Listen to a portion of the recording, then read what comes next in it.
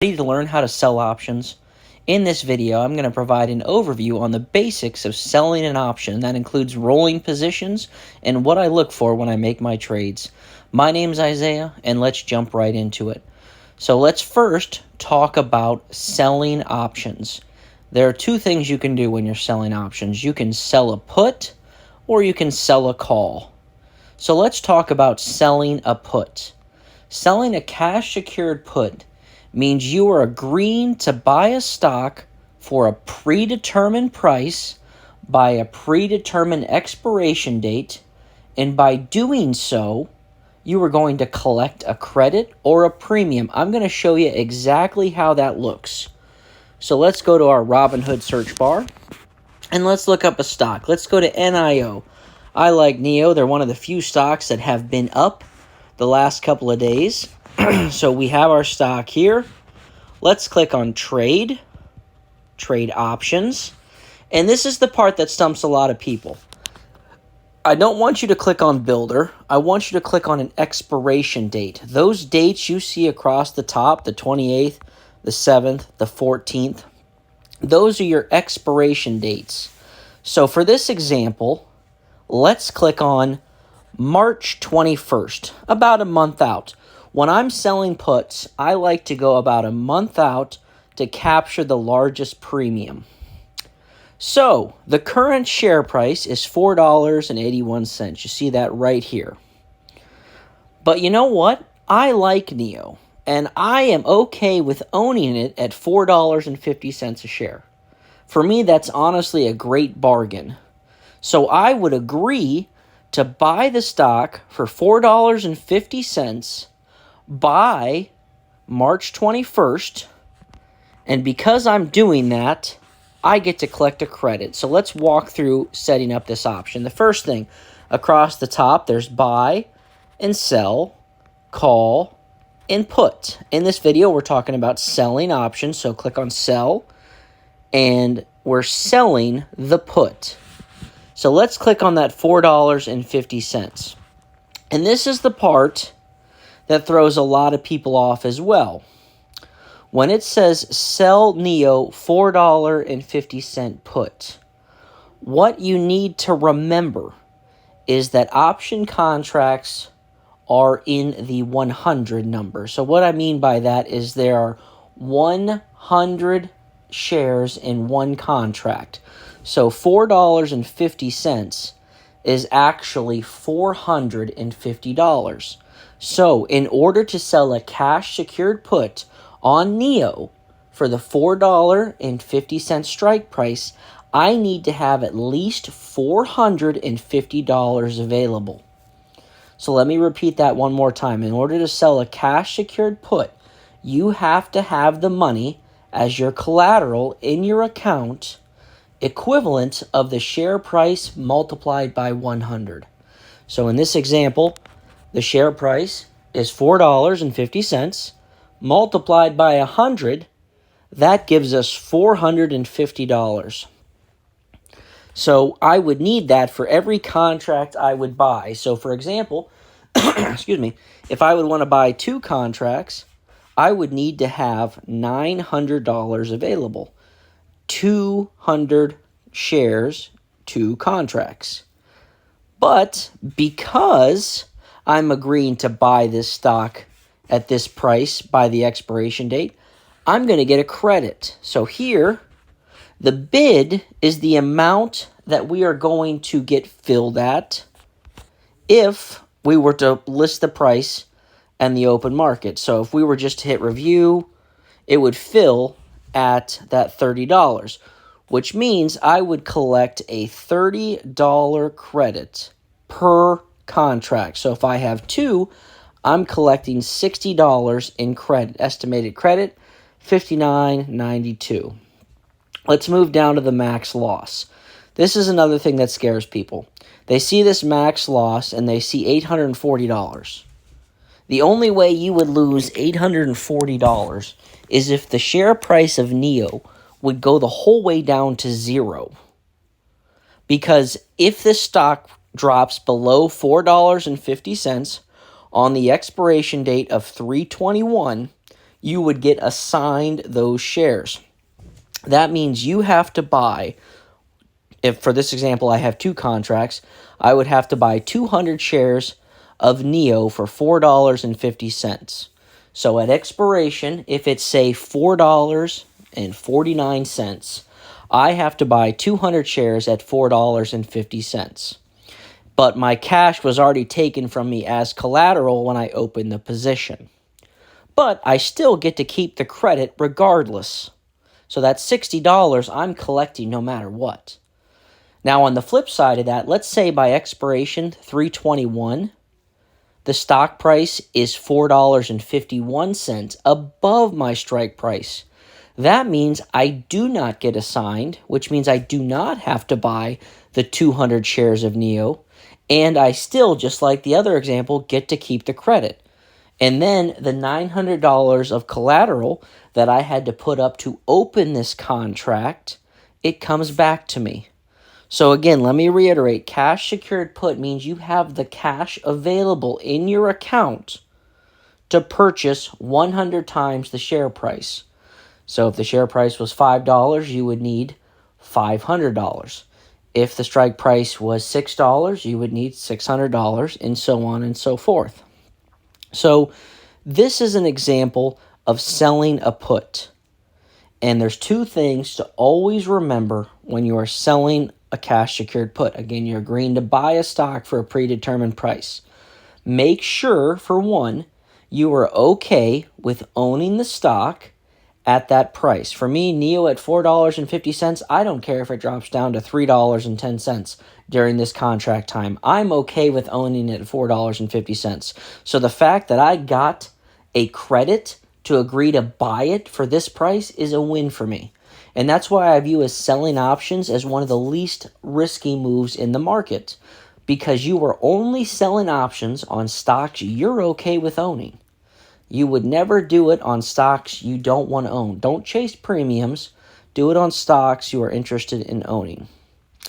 And the other thing I look for is 1%. So for example, if I sell an option worth $450, or it costs me $450 in collateral, I need to make sure I collect at least $4.50 per week as the credit. So for 4 weeks, I would need to collect right around $18, which I surpassed that here. I collect that $30 for 4 weeks, so that beats my 1% a week. As long as it meets that threshold, I'm good with selling the cash secured put on it. So that's part 1 of selling options. The one side, we are selling puts.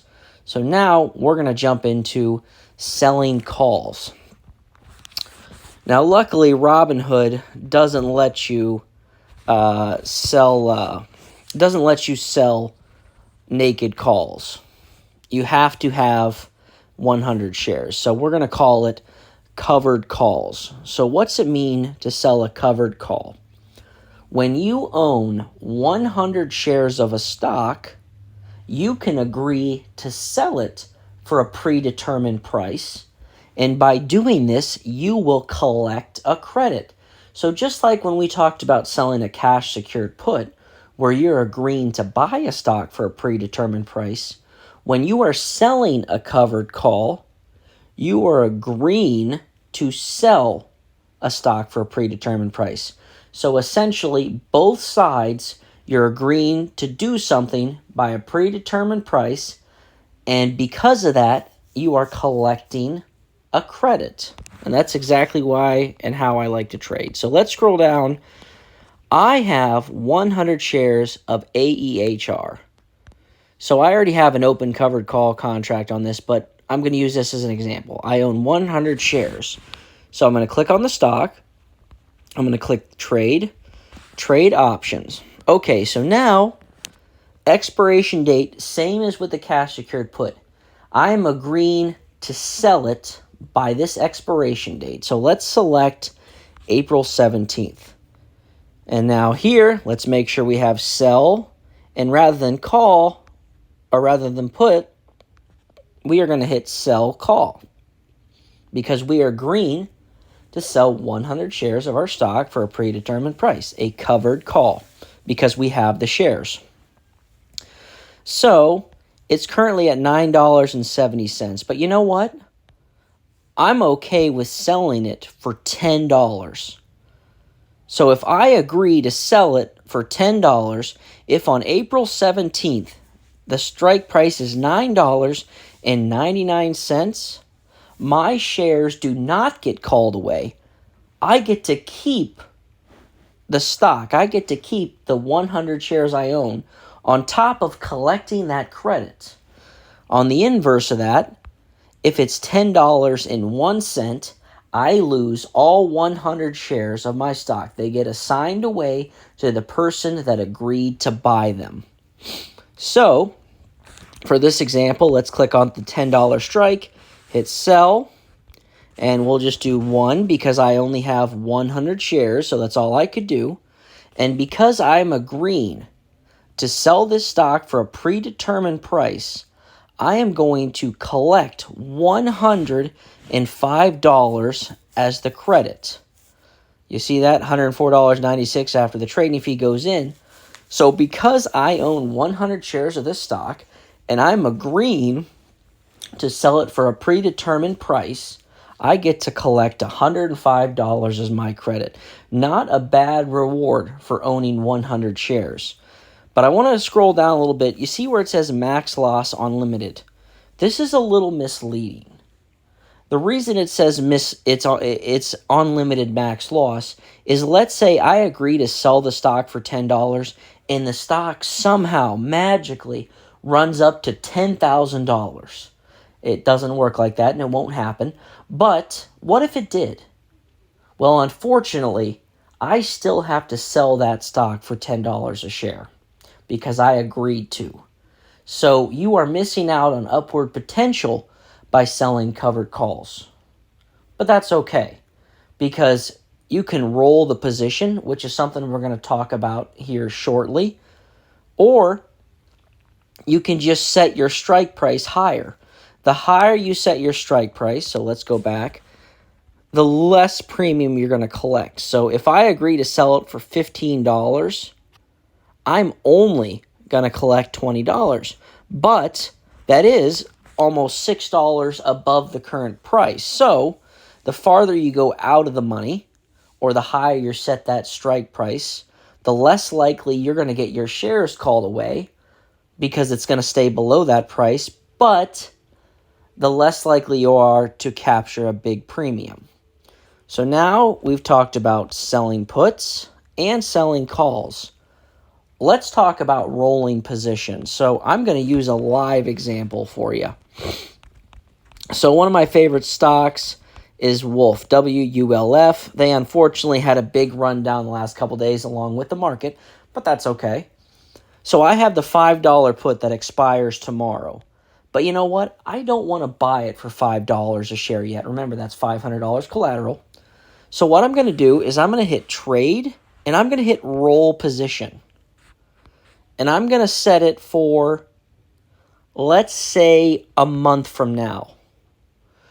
I don't want to I don't want to have to buy it for $5 because remember, when you sell a put, you're agreeing to buy a stock for a predetermined price. But you know what? I don't want to buy it for $5 right now. I want to let some time, let the market come back. I'm going to roll it out to, you know what? Let's go about April 11th. And there's the $5 put because that's where I currently have it. So I'm going to select it and I'm going to hit roll. And because I'm rolling my position or moving it to a farther out expiration date, I'm going to collect $18. So essentially, I'm collecting some money. I don't have to buy the shares. And I rolled the position out so that by the time this happens in April 4/11, more than likely Wolf stock's going to regain what it lost, or maybe it hasn't, and I roll the position again. So the nice thing about rolling positions is it allows me a little bit more time before I actually purchase the stock, and it allows you to collect a credit all along the way. So don't forget, I collected a credit when I opened the position because I agreed to buy it for a predetermined price. So because of that, I'm going to continuously collect credits. And I've already rolled this once. So I opened this, collected like probably $60 in credit. I rolled it once in February, collected an additional $24. And if I roll it tomorrow, I'll collect an additional $18. So I just continuously roll positions. It's essentially a money printer in my opinion. So I will roll positions out as I see fit.